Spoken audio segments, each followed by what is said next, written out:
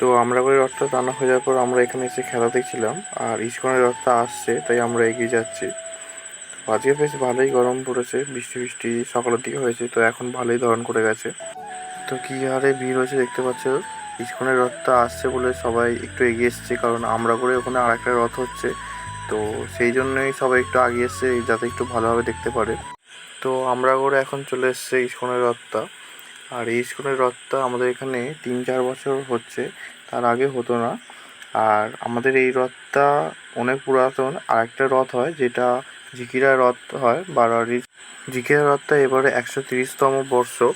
তো সবাই দেখতে এসো আমাদের এখানে টোটাল 3টে রথ হয়।